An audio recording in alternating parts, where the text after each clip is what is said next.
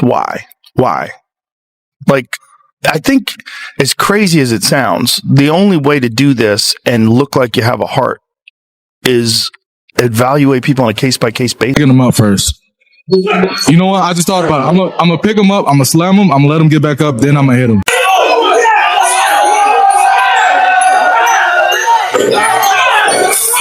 When Joe Rogan finally addressed the Roger Jackson incident that went viral, the reaction online wasn't what people expected. Instead of joining the outrage, Joe calmly reminded everyone, "You have to look at these things case by case."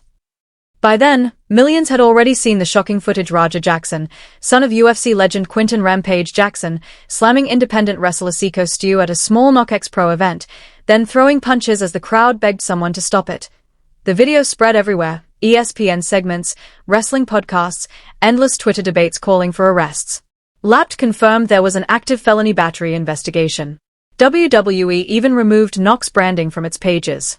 Fighters weighed in too. Some demanded lifetime bans, others blamed head trauma or bad officiating. So when Joe finally spoke, many thought he'd tear into Roger Jackson. But instead, he urged patience, wait for the medical reports, hear from investigators, and get the full story before passing judgment. For Joe, both as a former fighter and longtime commentator, this wasn't about defending anyone. It was about making sure one viral clip didn't replace facts, medical updates, or promoter responsibility. And with that, the entire debate shifted. I mean, how could they ever come back from any of this? And so imagine this. Before Joe Rogan ever weighed in, the video had already exploded online. It happened on August 9, 2024, at the KnockX Pro Wrestling Academy in Sun Valley, California. A small independent show was being live-streamed to a modest audience. On the card, 20-year-old Roger Jackson, son of UFC legend Quinton "Rampage" Jackson, set to face veteran indie wrestler Seiko Stu Smith. No titles, no big storyline, just a standard exhibition. But what happened shocked everyone. Witnesses say it started with a hard body slam, the kind wrestlers usually know how to handle. This time, though, Stu stayed down, not moving. Instead of stopping, Roger kept going, throwing more than 20 punches before referees and other wrestlers finally dragged him off. The entire thing was live, then clipped and blasted across Twitter, Instagram, and Reddit. By nightfall, millions had seen it. Lapt confirmed they were investigating it as a possible felony battery case. Paramedics rushed Seiko Stu to the hospital with head and neck injuries. KnockX Pro Wrestling put out a short statement, saying they were working with authorities. That was the backdrop Joe Rogan stepped into, a viral firestorm, fans demanding punishment, and plenty of unanswered questions about what really happened and who should be held accountable. Why?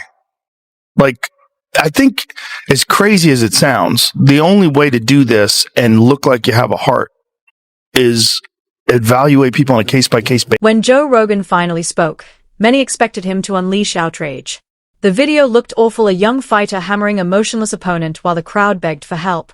Online, the judgment was already in. Most people wanted Roger Jackson banned for life or even arrested, but Joe took a different approach. Speaking calmly, he said, "You've got to look at these things case by case." For someone known for blunt takes, his restraint caught people off guard. He admitted the footage was disturbing, but stressed that one viral clip shouldn't decide the whole story. Too many questions were still unanswered. Was the opponent already concussed? Why was there no proper medical oversight? Where were the referees and organizers who should have stepped in sooner? Joe's point was clear: context matters. He wasn't defending Roger, but he wasn't ready to join the pylon either. He argued that investigators needed medical reports, witness statements, and a full account of what happened before anyone could judge whether this was a crime, a medical emergency gone wrong, or something in between. And coming from Joe Rogan, a man who spent decades calling fights that call for patience carried weight. Right. I think what's happening is this over-sensationalized push of, one side being bad and one side being good. While Joe Rogan urged patience, the wrestling world was in turmoil. Doug the Epic Mallow, one of the wrestlers who rushed in to stop the attack, told reporters it was the scariest thing he'd ever seen in the ring. He said that once Seiko Stu stopped moving, the atmosphere shifted instantly. According to Doug, if he hadn't stepped in when he did, the outcome could have been far worse. KnockX Pro Wrestling put out a brief statement confirming the incident was under investigation and that they were cooperating with police. They avoided mentioning Roger Jackson directly, citing the ongoing case, but promised to review safety protocols at their events. Online, reactions exploded. On Reddit's Squared Circle forum, debates raged over whether this was a tragic accident or a criminal act. Wrestling Twitter lit up, with some fans demanding Raja be banned for life.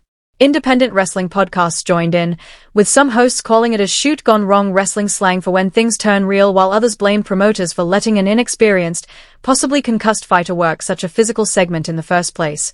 And then came the protests. A week after the incident, fans gathered outside the Knox Academy, holding signs and demanding stricter safety rules. Local news outlets aired interviews with supporters calling for mandatory medical clearances before every match. Independent wrestlers soon began sharing their own stories: unsafe rings, untrained referees, promoters cutting corners by skipping EMT coverage to save money. The outrage pushed Joe Rogan's call for stronger oversight into the mainstream. By then, even wrestling podcasts that rarely touched regulation were demanding that state athletic commissions step in to oversee independent wrestling, the same way they do with amateur boxing. Prosecutors are likely going to look at is battery causing serious bodily injury, which is found in the California Penal Code section 243D. In this case, a serious bodily injury. As the video spread and demands for accountability grew louder, legal and medical experts began weighing in, and many echoed Joe Rogan's point about taking a case-by-case approach. Under California law, felony battery charges can apply if serious bodily harm is caused through unlawful force. A former prosecutor told KTLA that if Seco Stu's medical reports showed lasting damage, felony charges were possible. But intent mattered just as much. Was this a deliberate attack, or did a medical issue play a role? Neurologists speaking to CBS Los Angeles raised another concern: head trauma before the match. Rampage Jackson later confirmed his son had suffered a concussion not long before the event. Doctors explained that post-concussion symptoms can cause confusion, mood swings, or delayed reactions. That didn't excuse the violence, they stressed, but it did help explain why Raja might not have stopped when Seco Stu went down. Joe Rogan referenced both points on his podcast. He reminded listeners that in combat sports, strict medical clearances are mandatory. Blood work, brain scans, and ringside doctors are required before anyone competes. Independent wrestling, however, often skips those safeguards. For Joe, that was the real issue.